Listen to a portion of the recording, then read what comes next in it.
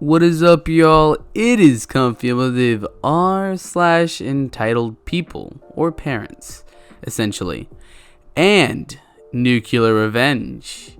So this is gonna be a spicy one, don't you think? And yes, I purchased a pop filter for you guys, so you guys don't have to hear my annoying puzz anymore. All right, have a good day, guys. Enjoy the video. The two men who ruined my little sister's life are dealt with. First off, this is not an admission of guilt. Now, all of this happened a few years ago. Now for background, me and my little sister have always been close. Our father was abusive towards us from a young age, and as a result, we formed a strong bond to support each other. In our early 20s, we wound up experimenting with drugs.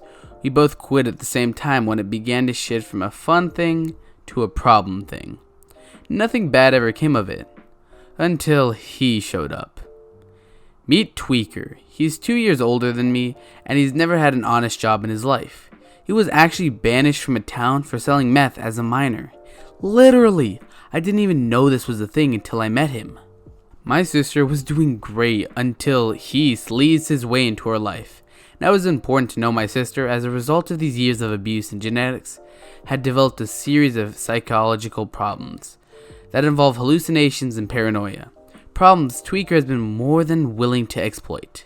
Here's the list of some of the crap he put her through. He would break her down emotionally, then push drugs on her until she was hooked. He would emotionally verbally abuse to guilt trip her every time she quit drugs and constantly tempt her with them. He used her as a patsy for his business, and he would take advantage of her weakened state to isolate her from me and our mother, who was amazing, by the way. Needless to say, this put me beyond anger. Jump a year forward after meeting him. I get a phone call from my mom, and she's in hysterics. Apparently my sister's been raped. Tweaker had got her high and then abandoned her at a party where a friend of his had taken advantage of her.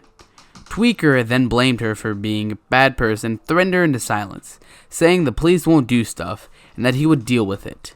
Now Tweaker is about 95 pounds of grease and is not very able to expect.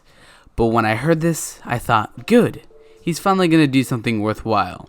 Turns out his way of dealing it is staying at home, shooting up while my sister was in the hospital. How he did ever call out the person on Facebook, and then the scum had a habit of insta posting his every move. Now, I'm a law-abiding citizen who would never break the law, so all that follows is speculation and is in no way an admission. It is also worth saying that the case is closed and I'm only repeating what I heard. Let's begin.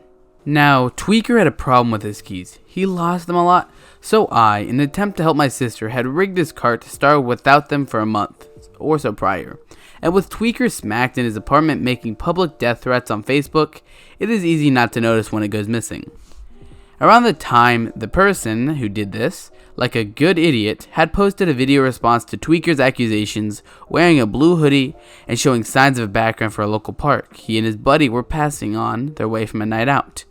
Now what happens next, according to the witness statement given by the person's friend, is that he and the person were crossing the road and the car peeled around the corner and charged them. They bolted in different directions, but the car turned and chased the person down the street. Then the car hit him hard, breaking the windshield, and sped off. The following day, the police followed up on the report and the damaged car with blood on it parked in front of the apartment complex. It matched the description of a car used to hit and run the previous night. One thing led to another and Tweaker was arrested, during which they found a fair amount of smack on him. Combine that with the DNA found in the car and his very public death threats, it was pretty much an open and shut case. The person lived, but not well. A shattered spine would ensure he would never hurt anyone again, and the rape allegation cost him the support of his family.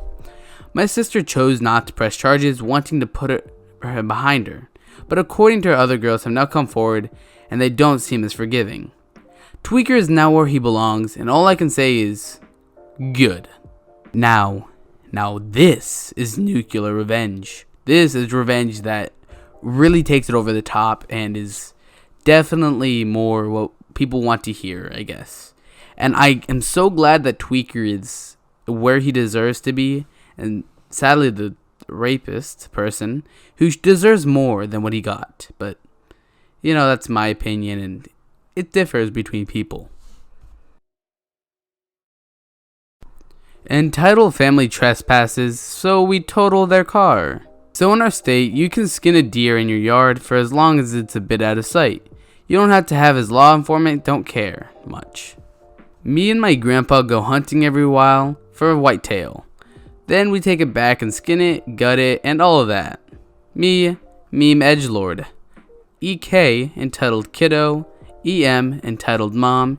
EF, entitled father. G, grandpa. So now that's out of the way, we can start. We had just gotten a nice buck and we had it registered. When you kill it, you have to make sure people know. So after we got back to our house, we set up the deer in our backyard, away from the road. We figured we didn't want kids seeing it, what we were doing, so we could skin it, gut it, all the nice. So we had set it up on a line that we'd set up when we went out for our porch to a nearby tree. It was around maybe 50 feet. Mind you, our house is a kind of a T shape, one side towards the road and the other side towards the side away. We had set it away. So my grandpa got his knife and we work on the fur coat off. We don't hear anyone until... Whoa! What's that? That's so cool! I was shocked. Why is there a person behind our house? The pelt was almost off and we'd laid over our Jeep bumper. Now my grandpa can't hear very well without his hearing aid, so he took it out for a second. It was hurting his ear. I tug on the G's coat and he looks at me and shrugs. I motioned to him to put his hearing aid back in. I tried to tell him about Entitled Kid, but he must have run off. Now Entitled Kid was gone and we continued.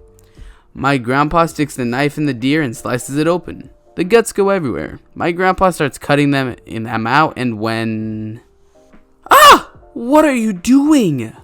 Now just for clarification, we have a fence for a private property to sign up. Why are you back here? This is Shut up with your devil chants. This is private property. We will call the police. Shut up, my kid can be here. Mind you, her kid is behind her and he started crying. Look what you did, you made him cry. Me and Grandpa are baffled. But since we live in the country, there is no way to rhyme or reason to be out here. He grabs his shotgun. Doesn't look like movies where he pulled it out and slammed it down to pump it. In awe because I've never seen someone do that. What? Stop raping me. Yes, she said that.